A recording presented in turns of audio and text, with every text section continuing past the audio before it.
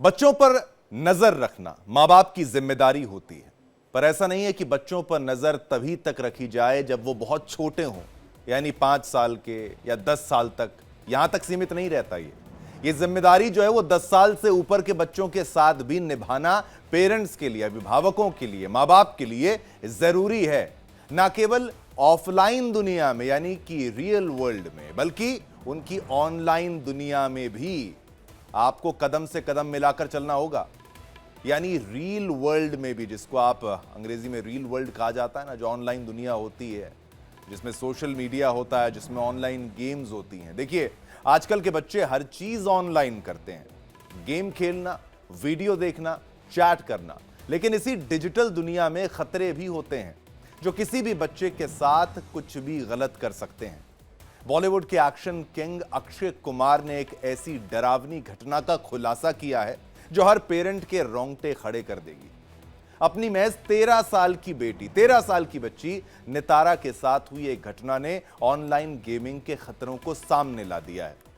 अक्षय ने बताया कि उनकी 13 साल की बेटी नितारा वीडियो गेम खेलते खेलते साइबर क्राइम का शिकार होने से बच गई। इस घटना ने साफ कर दिया है कि डिजिटल दुनिया में खतरे केवल बच्चों तक ही सीमित नहीं है, बल्कि किसी भी उम्र के व्यक्ति इससे प्रभावित हो सकते हैं। छोटे बच्चे नहीं, थोड़े बड़े टीनेजर्स की भी अगर बात की जाए, या फिर बड़े लोग, ज्यादा उम्र के लोग, सभी इसका शिकार हो सकते हैं। और आज के समय में बच्चों के लिए, खासतौर पर मैं कहूंगा, बच्चों के लिए फोन एक जरूरी चीज भी बन गया है, कई बार तो कहें मजबूरी बन गया है। हर मां बाप अपने बच्चों को सेफ्टी रीजन से फोन जरूर दे देते हैं। सोच में कोई खराबी नहीं है, लेकिन उसका दुष्प्रभाव भी होता है, क्योंकि आजकल साइबर क्राइम से जुड़े अपराध काफी बढ़ गए हैं। पहले अपराध ऑफलाइन दुनिया थी तो ऑफलाइन अपराध ज्यादा होते थे, अब ऑनलाइन की दुनिया ज्यादा बड़ी हो चुकी है तो ऑनलाइन अपराध ज्यादा होते हैं। और हाल ही में अभिनेता अक्षय कुमार की बेटी भी फोन से जुड़े एक अपराध का शिकार होते होते बची है। अब मुंबई में आयोजित एक कार्यक्रम में अभिनेता ने चौंकाने वाली घटना का खुलासा करते हुए कहा, मैं आपको उस घटना के बारे में बताना चाहता हूं जो कुछ महीने पहले मेरे घर में घटी थी। मेरी बेटी ऑनलाइन गेम खेल रही थी और उस गेम में कई लोग शामिल होते हैं जिन्हें हम नहीं जानते, काता पता नहीं है कौन कहां से जुड़ रहा है। वहां से मैसेजेस आते हैं, बहुत अच्छा खेला, वेरी गुड, तारीफें होती हैं, ऑनलाइन होती हैं, और फिर सवाल आता है कि तुम कहां रहती हो। मेरी बेटी ने लोकेशन बता दी, बच्ची है। फिर कुछ दिन सब कुछ नॉर्मल हो गया। देखिए, कुछ दिन सब कुछ नॉर्मल रहा और फिर मैसेज आता है, मेल हो या फीमेल हो, यानी तुम लड़का हो या लड़की हो। मेरी बेटी, जो अक्षय कुमार ने कहा, उन्होंने कहा कि मेरी बेटी उसका भी जवाब देती है। उसके बाद वो अचानक उससे अश्लील फोटोज की डिमांड करता है कि भैया बेटी है, लड़की है, तो अश्लील फोटो मांगना शुरुआत उसकी हो चुकी है। और मेरी बेटी, यानी अक्षय कुमार जो कहते हैं कि मेरी बेटी इस बारे में मेरी पत्नी को बताती है कि भाई मेरे साथ ऐसा हुआ, लेकिन अच्छी बात है कम से कम उसने अपने माँ बाप को इस बारे में बताया। तो कुछ बच्चे तो डर के मारे बताते भी नहीं कि माँ बाप क्या कहेंगे कि बेटा ये गेम ही मत खेलो तुम, और डरा देंगे। बहुत अच्छी पहल उसकी तरफ से, बेटी की तरफ से की गई, और माँ बाप की तरफ तारीफ करनी पड़ेगी, अक्षय कुमार की तारीफ करनी पड़ेगी। उन्होंने अपने विषय को छुपाने से बेहतर लोगों के सामने रखने का फैसला किया, बताने का फैसला किया। एक बार आप ये सुन लीजिए अक्षय कुमार ने क्या कुछ कहा है, फिर हम इस चर्चा को और आगे बढ़ाएंगे। मेरी daughter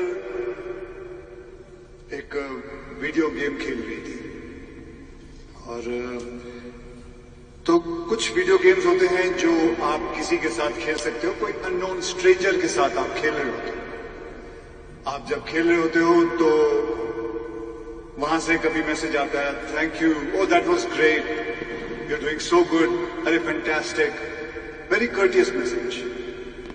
and suddenly the person said, from where are you?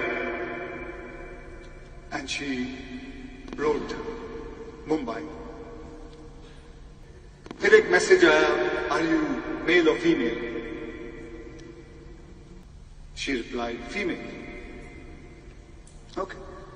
It went on. And then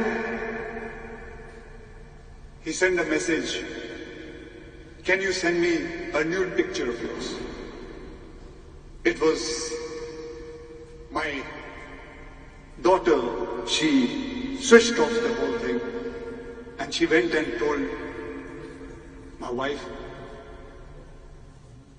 And this is how everything begins. It was great that she went and spoke to my wife about it. ये भी एक cyber crime का ही एक हिस्सा है। अब देखिए, celebrities से उम्मीद की जाती है कि वो लोगों का मार्गदर्शन करें, लोगों को अच्छी सलाह दें, अच्छा काम करें और अपने इस एक्सपीरियंस को साझा करके अक्षय कुमार ने लोगों की, मैं कहूंगा, मदद करी है।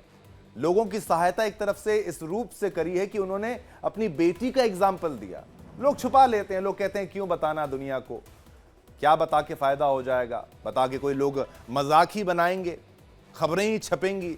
मामला बेटी का है, कई लोग तो अपने बच्चों की तस्वीरें तक नहीं दिखाते, लेकिन इस केस को अक्षय कुमार ने बताया और यह मामला अब बड़ा हो गया है कि हर कोई जानना चाहता है। यह मत सोचिए कि केवल जो गरीब हैं उन्हीं के बच्चे शिकार होंगे या फिर जिनकी आय कम है उन्हीं के बच्चे शिकार होंगे। कोई भी किसी भी लेवल का व्यक्ति हो, कितना अमीर क्यों ना हो, उसके बच्चे भी शिकार बन सकते हैं। और ऑनलाइन गेम्स की अगर हम बात यहां पर करते हैं, ये दुनिया इतनी लुभावनी लगती है, बच्चे इसमें इतना खो जाते हैं, बच्चे क्या बड़े भी इतना खो जाते हैं। सारा दिन मोबाइल में, फोन में गेम्स खेलते हुए नजर आएंगे आपको लोग, लेकिन कुछ गेम्स ऐसी होती हैं जो वर्चुअल रियलिटी की ऐसी दुनिया में आपको लेकर जाती है जहां आपको ये नहीं पता होता कि असली दुनिया और नकली दुनिया में फर्क क्या है। इतना आपको इन्वॉल्व कर लिया जाता है, दोस्त बन जाते हैं आपके ऑनलाइन, एक दुनिया आप अपनी फैमिली बना लेते हैं ऑनलाइन, सब कुछ ऑनलाइन हो जाता है, लेकिन आपको हकीकत से जुड़ के भी रहना है। इसी मुद्दे पर चर्चा करेंगे, हमारे साथ एक्सपर्ट्स का शानदार पैनल होगा जो हमें बताएंगे इसमें क्या करना चाहिए, गलती कहां है, सुधार कहां किया जा सकता है। सबसे पहले हमारे साथ इस वक्त वान्या आर्या जी हैं,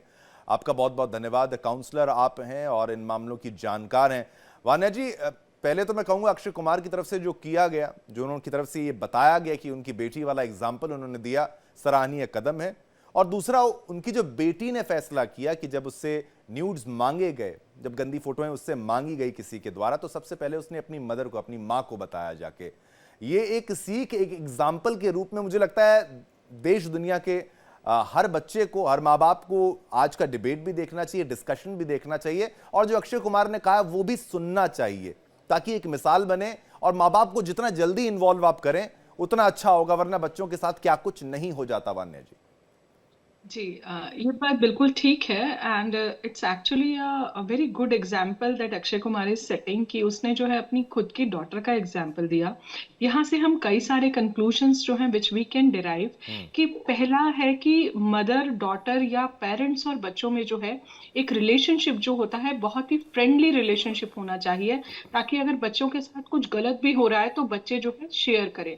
दूसरी बात, यहाँ पर जो है इतना ज्यादा आजकल जो ये साइबर क्राइम और साइबर फ्रॉड्स चल गए हैं, तो मैं आपके चैनल के माध्यम से, इंडिया डेली लाइव के माध्यम से आप लोगों को यही बोलना चाहूंगी कि थोड़ा बहुत ये एज अ सब्जेक्ट जो है वो स्कूल्स में भी लॉन्च होना चाहिए। सेकेंड थिंग, आप लोग बच्चों को इतना, पेरेंट्स को अवेयर करवाना चाहिए कि वो किसी भी अननोन लिंक पर जो है वो क्लिक ना करें, अननेसेसरी किसी को अपनी पर्सनल डिटेल्स ना दे। माँ बाप को ये पता होना चाहिए कि उनका बच्चा क्या देख रहा है। तो मेरे पास बहुत सारे पेशेंट्स आते हैं, तो आप लोगों को डिजिटल वेलबींग, पेरेंटल कंट्रोल जो आपके मोबाइल में होता है वो आपको जरूर सेट करना चाहिए अपने बच्चों के लिए, कि कितनी देर वो पर डे की उनकी लिमिट सेट होनी चाहिए कि कितनी देर वो कौन सा ऐप जो है यूज कर रहे हैं। ये बहुत ज्यादा जरूरी है। कोई भी एनोनिमस लिंक, कोई भी कहीं से लिंक आ गया उठा के आप क्लिक ना करें, ये अवेयरनेस आप अपने बच्चों को दें। अपना पासवर्ड्स जो हैं जहां भी रख रहे हैं, अपने पासवर्ड्स आपके बहुत ज्यादा स्ट्रांग होने चाहिए। उसके अलावा जो है आप किसी को भी फोन पर ओटीपी ना दे। ये बातें खाली बच्चों के लिए नहीं है, बड़ों के लिए भी एप्लीकेबल है। और कहीं ना कहीं बच्चे जो बिल्कुल मासूम होते हैं, जो इन चीजों की, जिनको अवेयरनेस नहीं होती है, उनको मैं यही बोलती हूँ कि पेरेंट्स को जो है हमेशा बच्चों के साथ फ्रेंडली रिलेशनशिप रखिए। अगर आप बहुत ज्यादा स्ट्रिक्टनेस करेंगे तो बच्चे वही चीजें जरूर करेंगे, उसका रिपरकेशन आता है और बच्चे जो है फिर बाहर जाके करते हैं, आप लोगों से जल्दी से कुछ शेयर नहीं करते हैं। तो we have to make them aware for the cyber crimes. कुछ बहुत गलत लग रहा है तो आप साइबर क्राइम पोर्टल पे जो है आपको कंप्लेंट जो है वो भी आपको जो है जरूर लॉक करनी चाहिए। इसके अलावा जो है जो भी और भी इस तरह के आपके एंटीवायरस जो होने चाहिए वो भी आपके अपडेट होने चाहिए। हर चीज जो है आपके पैच अपडेट जो होते हैं, वर्जन अपग्रेड्स, आपको हर चीज अप टू डेट अपने बच्चों को करके देनी चाहिए। आपको पता होना चाहिए कि 3 घंटे में आपके बच्चे ने कौन सी ऐप एक्सेस करी है। Even if you are working, लेकिन अगर आप पेरेंटल लॉक लगा के रखते हो तो आपका बच्चा 3 घंटे से ज्यादा किसी भी चीज को एक्सेस नहीं कर पाएगा। आप उसकी आंखों को भी बचाइए, आइस को भी प्रोटेक्ट कीजिए, क्योंकि जैसे बच्चा देखता है वैसा ही बच्चा बनता है। तो आपको बहुत ध्यान रखना चाहिए कि आपका बच्चा कर क्या रहा है, एटलीस्ट एज पेरेंट पता होना चाहिए। बिकॉज जो हमारी जनरेशन है, हमारे हाथों में तो तब तक मोबाइल्स होते ही नहीं थे, लेकिन आज के बच्चे पैदा हुए हैं तो वो मोबाइल्स के साथ हुए। कोविड का ये टाइम है, कोविड टाइम से ही ऑनलाइन एजुकेशन जो है इतना ज्यादा पॉपुलर हुई है। इन बच्चों को सब हर चीज की बिल्कुल नॉलेज है, पर आप आज देखिए कि सब कुछ ये तो मुझे लगता है कि वो दौर है जो मोबाइल देखते देखते ही बड़े हुए हैं। एक वो दौर जी था, अगर आप 90s की बात करें या फिर उससे थोड़े बड़े भी आप मान लीजिए 95 की बात भी करें, तो वहां पर भी इतना क्रेज नहीं शुरू हुआ था। 2000 के बाद फिर खासतौर पर 2015 14 इसके बाद मैक्सिमम लेवल पर ये चला गया। जो 2014-15 के बच्चे जो उस समय पैदा हुए हैं वो बिल्कुल वो मोबाइल के साथ ही मैं कहूंगा वो चलते हैं। वो मोबाइल के बिना उनको बिल्कुल ही ऐसा लगता है कि जीवन कैसे चलेगा, दिनचर्या कैसे आगे बढ़ेगी। वो वर्चुअल दुनिया में ही रहना चाहते हैं। 50% उनकी लाइफ जो है वो वर्चुअली वो ऑपरेट कर रहे हैं, उनके पास उपाय नहीं है। देखिए दुनिया वर्चुअल हो भी चुकी है, टाइम के साथ आपको चलना भी पड़ता है। संगीता मल्होत्रा जी हमारे साथ हैं इस वक्त। संगीता मल्होत्रा तलवार जी एडवोकेट हैं। संगीता जी, ये विषय ये है कि अक्षय कुमार ने बताया, बहुत अच्छी बात है, उसकी बेटी ने अपने माँ बाप को बताया, ये बहुत अच्छी बात है। लेकिन एक और मामले ऐसे भी देखिए, कितने मामले सामने नहीं आते होंगे। अब बच्ची से किसी ने मांगा होगा, चाहे किसी, अब छोटे बच्चे होते हैं, बच्चियां होती हैं, उनको बहला फुसला कर भाई प्रेम का जाल, ये तमाम चीजें हुए, हथकंडे अपनाने वाले माहिर होते हैं। ऐसे मामले में क्या करना चाहिए? अगर किसी बच्ची के द्वारा भेज दी गई फोटोज, किसी के द्वारा डिमांड कर दी गई फोटोज, तो लीगली क्या कार्रवाई, अगर माँ बाप को पता लगता है ये कार्रवाई की जा सकती है? क्योंकि वो फिर फोटो आगे रिलीज करेगा, वो आगे ब्लैकमेल करेगा, वो पैसे मांगेगा, वो तमाम चीजें, वो बच्चे को सुसाइड तक भी ले जा सकते हैं। हम वर्स्ट पॉसिबल केस सिनारियो की भी बात कर रहे हैं। संगीता जी, आपको क्या लगता है, लीगल थोड़ा सा हमें समझाइए, ताकि जो बच्चा भी ये शो देख रहा हो वो भी समझे कि वो अकेला नहीं है। संगीता मल्होत्रा उनके साथ है, इस तरीके से कि एक एडवोकेट हमें गाइड कर रहा है। एक्चुअली क्या होता है कि ऐसे केसेस में ना हम चीजों को छुपा देते हैं और हमारे पेरेंट्स कहते हैं हमारी लड़की है, हमारी लड़की की बदनामी होगी, हमें इसे किसी को नहीं बताना चाहिए। लेकिन इसमें क्या होता है कि सबसे पहले आपको नजदीकी पुलिस स्टेशन जाना चाहिए, ठीक है। वहां पे आपको एक कंप्लेंट लिखानी चाहिए। उसमें क्या होगा कि वो अपनी कार्यवाही को एकदम से फास्ट कर देते हैं। जो भी लड़कियों से रिलेटेड या बच्चों से रिलेटेड जानकारी है या कोई भी इस तरह का क्राइम है, तो उसमें पुलिस वाले आपकी बहुत बड़ी हेल्प कर सकते हैं। आप उसके बाद साइबर क्राइम में जाइए, वहां पे आप ऑनलाइन भी कर सकते हैं। ऑनलाइन के बाद आप वहां जाएंगे तो आपके मोबाइल में कुछ इस तरह की चीजें होती है, मान लिया आपको पासवर्ड आपने दे दिया या आपकी जानकारियां उन्होंने ले ली, तो उसे वहीं से वो उसे ब्लॉक कर देते हैं कि आगे से वो आपके साथ इस तरह की हरकत ना कर पाए। और इसमें जो पुलिस है वो आपकी बहुत बड़ी हेल्प करेगी। और कानून इतने सख्त है लड़कियों के लिए कि आप उसे तुरंत पकड़ेंगे और उसकी बेल भी नहीं होगी।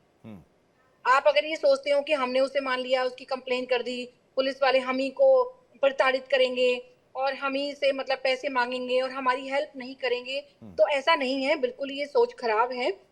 तुरंत ही उसको पकड़ेंगे, अपने जाल मतलब वो बिछाएंगे जिस तरह से वो कार्य करते हैं अपना पुलिस वाले, और उसको बेल तक भी नहीं मिलती है। और उसकी जो सजा है वो उम्र कैद भी हो सकती है और उससे ज्यादा भी हो सकती है। लेकिन क्रिमिनल साइकोलॉजी को समझना भी जरूरी है संगीता जी।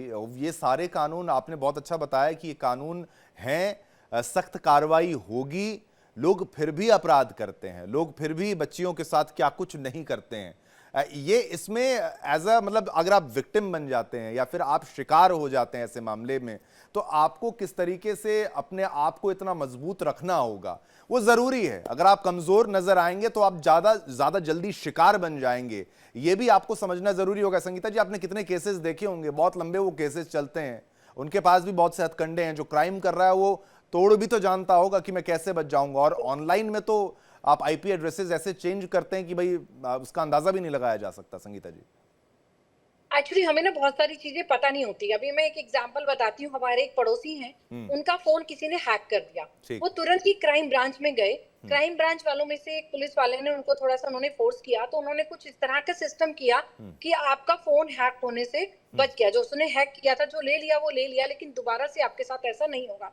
तो आपको सिर्फ एक हेल्प लेनी है, अपने आप को मजबूत बनाए रखना है। ये बात ठीक है कि केसेस बहुत लंबे चलते हैं, लेकिन मैं ये भी कहूंगी कि इन केसेस में बेल होने का चांस बहुत ही कम होता है। बेल नहीं होती है क्योंकि एक जज भी क्या होता है वो भी एक पेरेंट है, वो भी इस बात को समझता है कि बच्ची के साथ इस तरह से गलत हुआ है।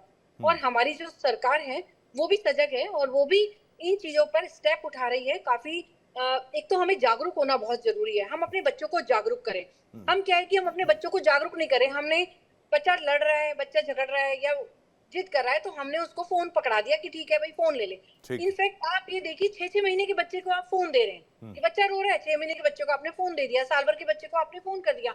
आप बड़ी बात तो बड़े बच्चों का तो छोड़िए, बट आप छोटे बच्चों को भी दे रहे हैं। तो वो पहले तो पेरेंट्स को खुद जागरूक होना पड़ेगा इन चीजों के लिए कि इसमें क्या क्या हो सकता है, क्या क्या चीजें हो सकती हैं। अगर कि हमारा बच्चा चपेट में ना आए तो पहले उनके फ्रेंड बनना पड़ेगा, उन्हें उन चीजों को बताना पड़ेगा। अगर आप ये मना करते हैं कि आप ये गेम मत खेलो, ये बच्चों की मेंटेलिटी होती है कि आपने किसी चीज को मना किया तो आप कहेंगे इसमें जरूर कुछ है, तो इसको तो मैं जरूर ही करूंगा, इसको मैंने जरूर खोल के देखना है कि इसमें होता क्या है। तो एक हेल्दी पेरेंटिंग में भी बहुत जरूरी है कि आपको एक कांटेक्ट जो है अपने बच्चों के साथ हमेशा वो बना के रखना होगा। आप उनको बिल्कुल भी आजाद नहीं छोड़ सकते हर समय के लिए। आजादी मतलब पढ़ो लिखो, खेलो कूदो, हेल्दी रहो, वो तमाम चीजें हैं। लेकिन हेलीकॉप्टर पेरेंट्स भी तो एक टर्म जो है वो ऐसे ही नहीं आ गया है। वान्य आर्या जी, अब माता पिता सोचते हैं कि भाई चलो पैसा कमा रहे हैं, बच्चे पे लगा रहे हैं, अच्छे स्कूल में हम भेज रहे हैं, यहाँ तक हमारी ड्यूटी हो जाती है। होमवर्क कराने में दिक्कत हो जाती है, लोगों को साथ बैठकर बात करने में दिक्कत हो जाती है। घर में 4 लोग बैठते हैं तो पिताजी मोबाइल चला रहे हैं, माताजी मोबाइल चला रही हैं, बच्चा अपने गेम्स खेल रहा है और सब डिनर टेबल पर ऐसे बैठे हैं और ऐसा लगता है कि पता नहीं कभी एक दूसरे को जानते भी होंगे या नहीं जानते होंगे, साथ बैठ रहे हैं, किसी होटल में खाना खाया जा रहा है। तो ये डिस्कनेक्ट जो है, मैं कहता हूं माँ बाप तो ज्यादा रिस्पॉन्सिबल होने चाहिए ना इस मामले में। आप दोस्ती कैसे करोगे? आप तो खुद घुसे हुए हो, आप किसी को चैट में मैसेज भेज रहे हो, गुड मॉर्निंग गुड नाइट कर रहे हो, बच्चा आपका ऑनलाइन गेम्स में फंस रहा है। देखिए sometimes like we have to change with changing times. अभी पेरेंट्स को ऐसा लगता है कि वो वर्किंग है, वो बच्चों को पैसे दे रहे हैं और उसकी उनकी सारी जरूरतें पूरी कर रहे हैं, देयर ड्यूटी इज डन। लेकिन ऐसा नहीं होता है, पैसे से आप वैल्यूज नहीं खरीद सकते बच्चे के जी, अंदर। आपने कहा पेरेंटल लॉक जो है वो लगाया जाता है। मैं कहता हूं कि सोशल मीडिया पर पेरेंट्स के भी सोशल मीडिया फोन्स पर लॉक होना चाहिए। जैसे मैं क्या करता हूं, मैं अपने सोशल मीडिया यूजेज में मैंने टाइमिंग लगा रखी है, 15 मिनट के बाद अलार्म मेरा बज जाएगा कि we have exceeded today's time limit. आप कंटिन्यू करेंगे, हालांकि मैं कंटिन्यू कर देता हूं उसको, लेकिन फिर यही बात है ना, कम से कम मैं एक स्टार्ट तो मैंने किया। ऐसे सब अगर करने लगे तो उसके बाद आप फोन रखिए, अपने परिवार वालों से बात तो करिए।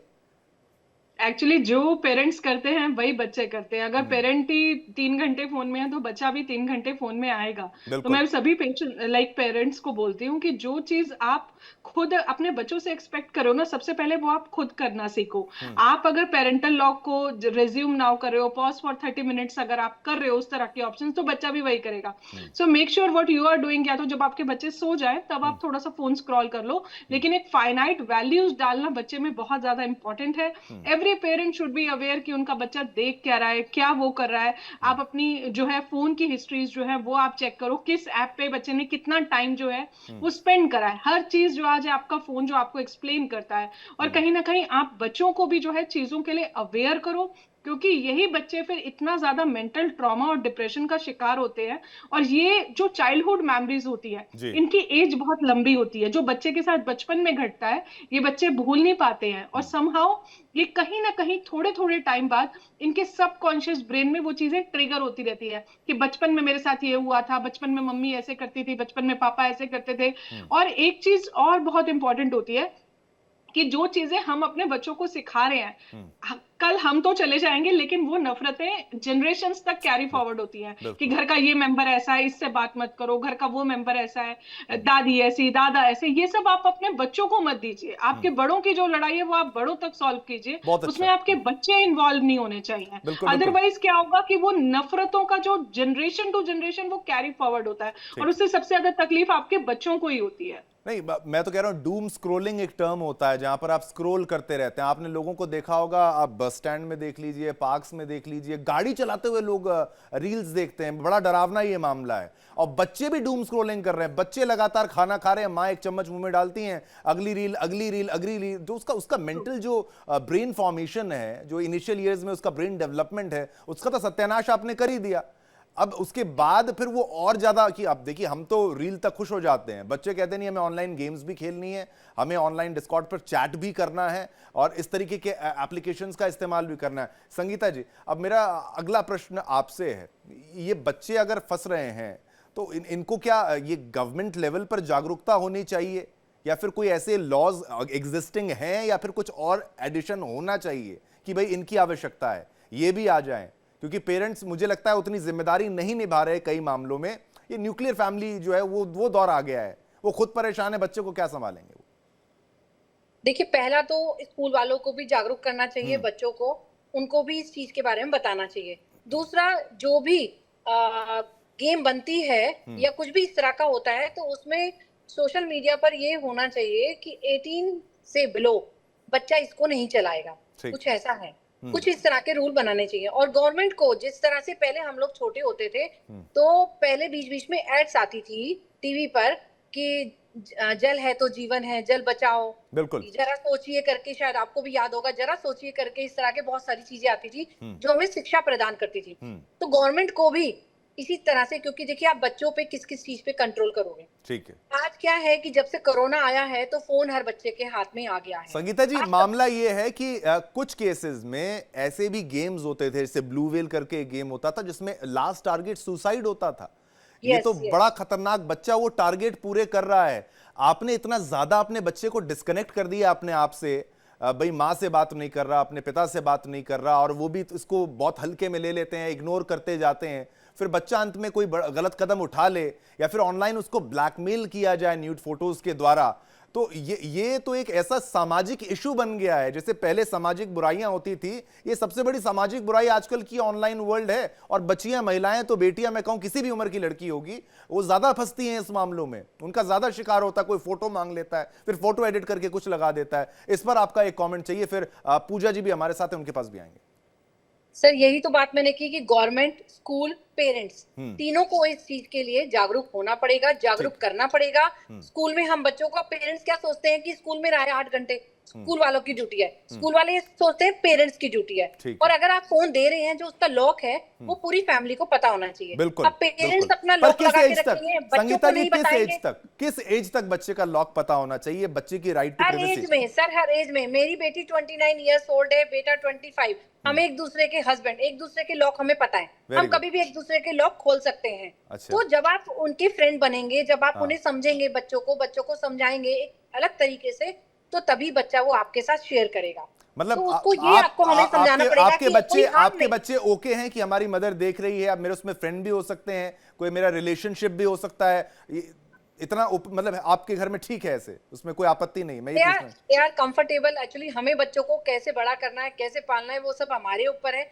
हमें उसके फ्रेंड बनने, देखो स्कूल तक तो आपको नजर रखनी है, जब बच्चा कॉलेज में आ जाता है तो फिर आपको फ्रेंड बनना पड़ता है कि आपके सारी चीजें आपको जानना, जानकारी लेना, बच्चा कहाँ जा रहा है, किसका फ्रेंड जा रहा है। आपको हमें हमेशा नेगेटिव नहीं लेना है, तो पॉजिटिव वे में लेना है। अच्छा, आपके फ्रेंड बने, वो कैसे हैं, घर लेकर आओ, करो, तभी तो आपको पता चलेगा कि आपका बच्चा किस राह में जा रहा है, कहाँ जा रहा है। आइडियल पेरेंटिंग में ये बहुत अच्छा आपने ऐड किया कि बच्चा चाहे 30 साल का हो जाए, 35 साल का हो जाए, उसके लॉक मुझे पता होने चाहिए। एडवोकेट पूजा अरोड़ा जी भी हमारे साथ हैं। पूजा जी, बड़ा अच्छा स्टेप यहाँ पर। हाँ बिल्कुल, अब आपके पास में फिर आऊंगा। पूजा जी भी हमारे साथ हैं, एक पॉइंट उनसे भी ले लेते हैं। पूजा जी, जो अक्षय कुमार ने बात कही, उनकी बेटी ने जो फेस किया, उसने अपनी माँ को कंप्लेन किया और वो, उसके माँ बाप ने उसको एक तरीके से कंफर्ट में लाए वो, और बच्ची ने खुद सब कुछ अनप्लग किया, डिस्कनेक्ट कर दिया उस ऐप से। लेकिन ऐसे कितने मामले हो जाते हैं, बच्चियां ऑनलाइन ठगी का शिकार होती हैं, और हरासमेंट, सेक्सुअल हरासमेंट ऑनलाइन बहुत कुछ होता है। इसमें कौन ज्यादा जिम्मेदार है? हमारा लीगल फ्रेमवर्क, ये ऑनलाइन दुनिया जिस पे कंट्रोल अभी नहीं कसा गया है, माँ बाप का थोड़ा सा दूर हो जाना और बच्चों का अलग से ऑपरेट करना, माँ बाप से इंडिपेंडेंट होके बस खाली फीस भर दी, खाना खिला दिया और बच्चे को छोड़ दिया। गलती कहां पर है और उसका इलाज क्या है? इसमें सबसे बड़ी बात यह है कि अभी भी इंडिया में अवेयरनेस की कमी है। अवेयरनेस गवर्नमेंट की तरफ से, अवेयरनेस पेरेंट्स की तरफ से, अवेयरनेस स्कूल में टीचर्स की तरफ से।